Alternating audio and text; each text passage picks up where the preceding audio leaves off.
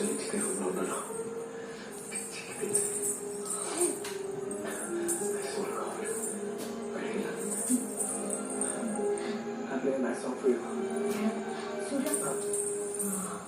నువ్వు ఒకసారి మా నాన్నతో మాట్లాడాలి. దేని గురించి? మన గురించి. ఓకే, మాట్లాడదాం. అర్జెంట్ ఏమన్నా షాప్ చేసుకుని వచ్చేస్తాను. సూర్య, యాక్చువల్లీ అది ఇప్పుడే మాట్లాడాలి. ఇప్పుడా?